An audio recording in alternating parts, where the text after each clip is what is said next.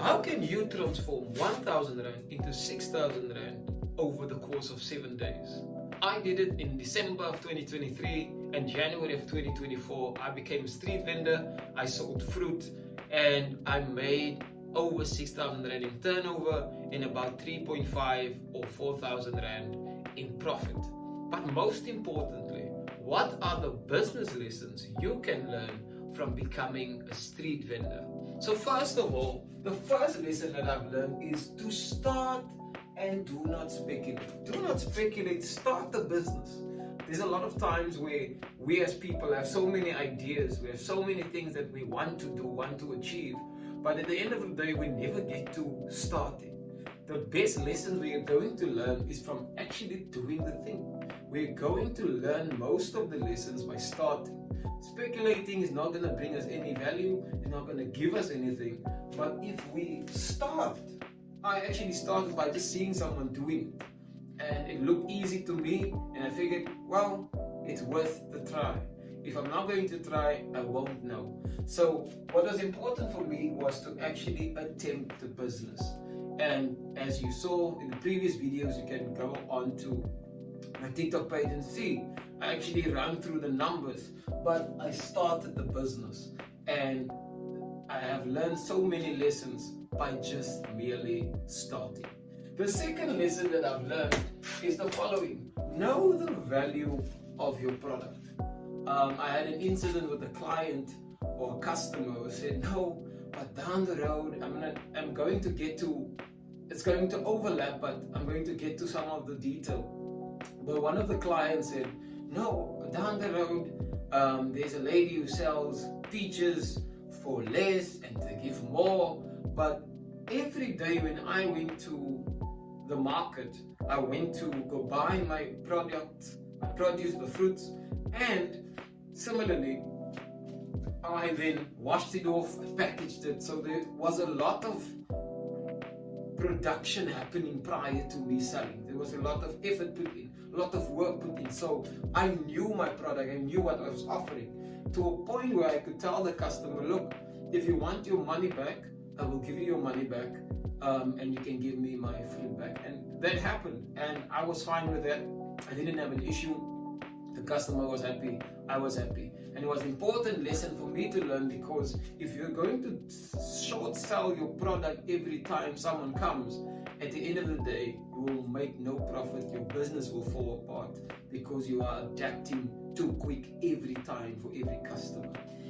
The third business lesson, business secret that I've learned, is to be willing to adapt. And it may seem like the two actually contradict each other, but it doesn't. Be willing to adapt. So initially, I only wanted to sell peaches and grapes because that's what I saw.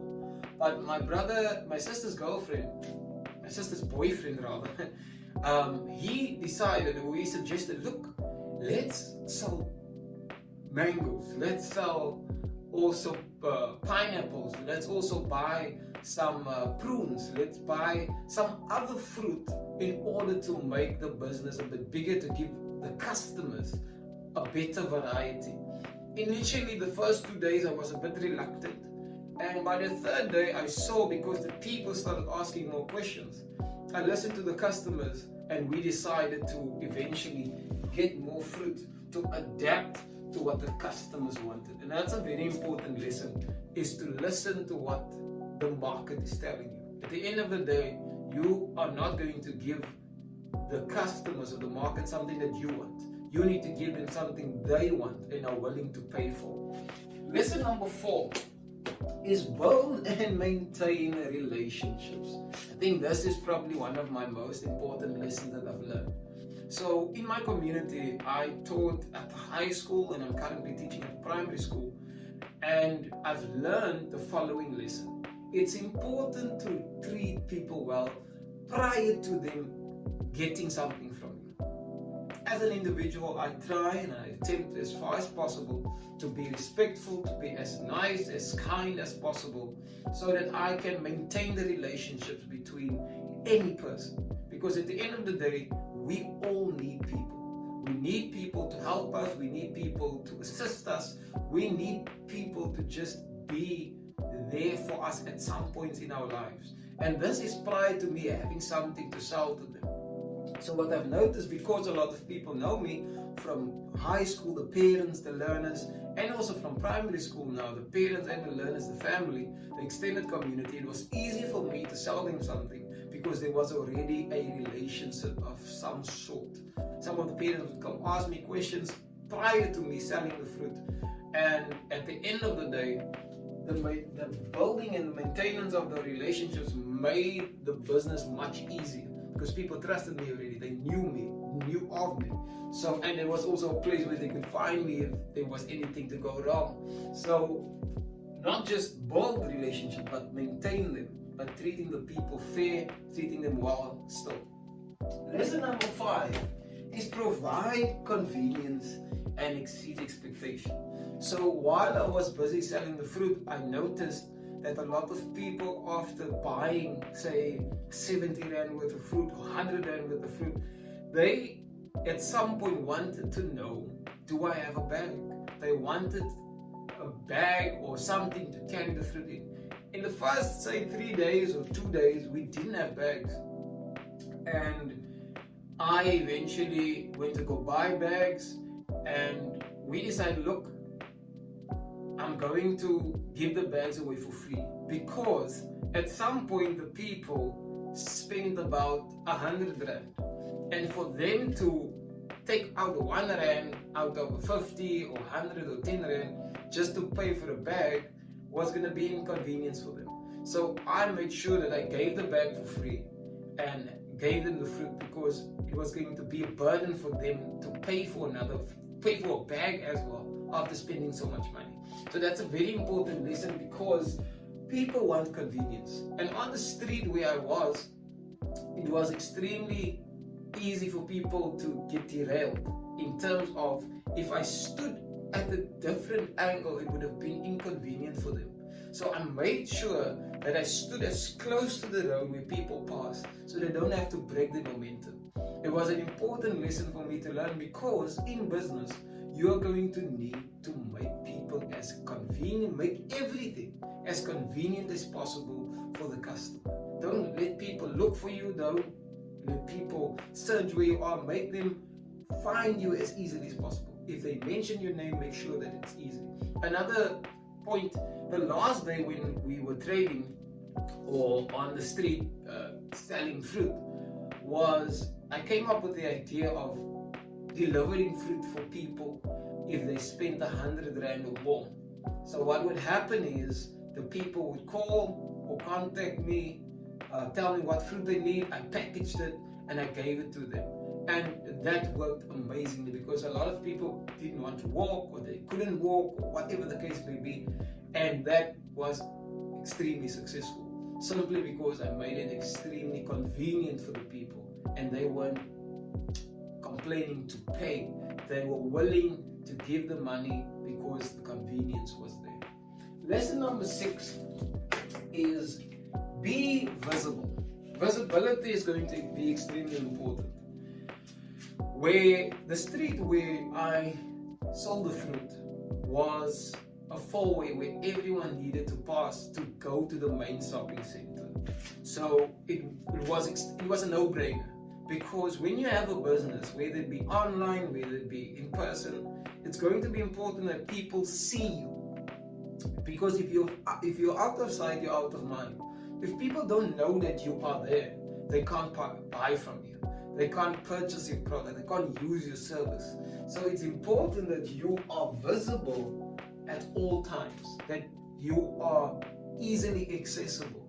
So the four-way stop where I was, you couldn't pass, you couldn't miss me unless you had to just close your eyes and ignore me. But you couldn't not see me on your way to the shopping center. The last and definitely not the least business lesson is you can't be great in business if you don't have competition. A quick story. So next to me, the first 2 days, there was no competition.